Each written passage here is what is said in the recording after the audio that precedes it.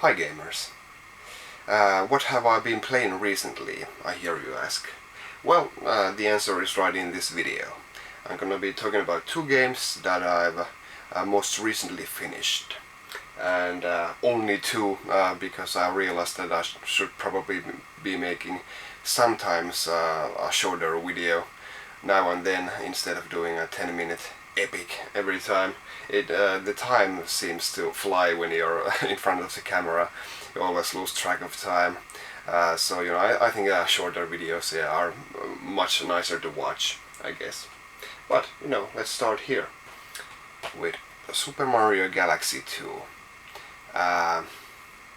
Tough to say what hasn't already been said about this game. It's been getting some of the best reviews ever. Although I do think that on Metacritic and the game rankings it just sank below Ocarina of Time. Once again, like many games before it, but this is a top-notch game nonetheless. It is it's really a different experience, this game, as opposed to other Nintendo games, because Nintendo really doesn't do sequels per se. On the Nintendo 64 there was only one Mario, on the GameCube only one Mario, on the Super Nintendo basically one Mario, and then Yoshi's Island was something completely different. Nintendo simply doesn't do games that are of the same template. But Super Mario Galaxy 2 is clearly an exception, and as such Nintendo has really gone to town in developing the levels and just adding more and more stuff instead of inventing a game from the ground up. And it feels really familiar, and I do believe it is the game's only shortcoming that it doesn't really do that much new in itself. But the levels are fantastic. So much innovation in terms of fun, in terms of the level design, and every level is different, and I just love it. And but one thing I still prefer, the best 3D platform game still is the first Mario 64, and nothing just seems to beat it. And one thing, it's all about the level design. That's how a platform game is the level design. And in Super Mario 64 you don't have another jump when you're in the air. In this game and in previous Mario Galaxy, when you flick the remote, you just get this tiny bit of air, bit of reach to your jump, and the levels are designed that way. In Super Mario Sunshine you got the water blast, and you can just fly around the levels, and the level design isn't as tight when you allow these things.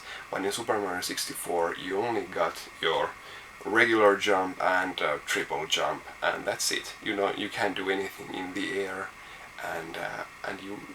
and when you set yourself these boundaries you have to design the levels perfectly. And that's why Mario 64 still is the best 3D platforming game ever. This comes damn close. Of the modern 3D platformers, this is clearly the best, and even better than the first one. And if you own a Wii, you should get it. Even if you don't own a Wii, you should get it for this game. Secondly, I've played. I really don't have as much time to retro as I would like. I'm still behind, tons and tons of modern games, and I really hate it. But still, every once in a while I just make some time for retro, and this is the game of the hour now, Mega Man X3. Finally got this. Wasn't that cheap, but it's worth it. I never played this when I was young. I played Mega Man X1 and X2, but never X3.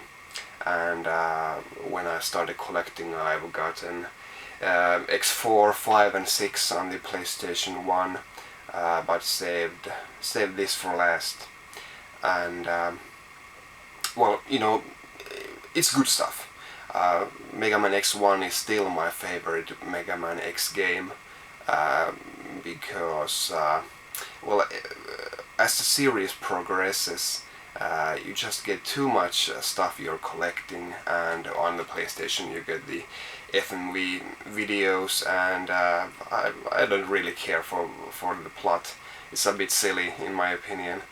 Just get me blasting through the levels. Thank you very much. I don't care about the story there, and you know, all those well, the body parts are cool, and the heart canisters, those I can live with. You know, I think Mega Man X1 had just the right amount of collectibles, but here you're collecting a bit more stuff, and on the PlayStation 4 through 6 you're collecting you know, some crazy stuff, and you got the time limits on one of those games, and just too much going on.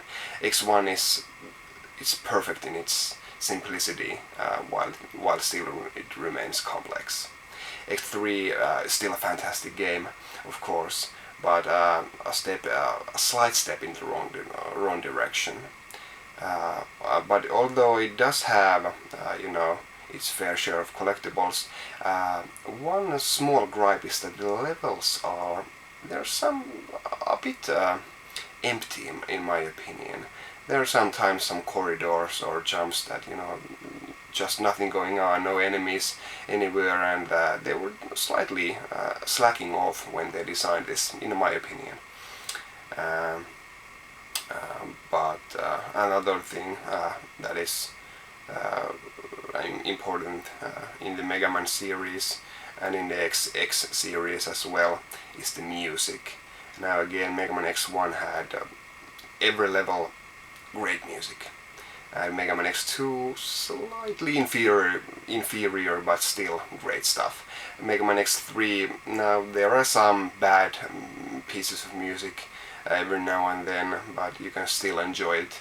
And again, 4, 5 and 6, just too much heavy metal in my opinion, and some quite memorable, non-memorable tunes in those games. But I played through this. Okay, I admit that I peeked through some walkthroughs to get all the last of the collectibles. There's some crazy requirements on some of those. I don't get how anyone could get those without looking at a walkthrough, but I got the gold armor and the Zero Saber and just breezed through the bosses from there on in. Great stuff, money well spent, and I glad I chose this as my, you know, my, I don't know, bi-monthly retro game. But now I think I've talked almost 10 minutes already, even though I said I'd keep this short. But thank you for watching, and I'll see you next time. Bye.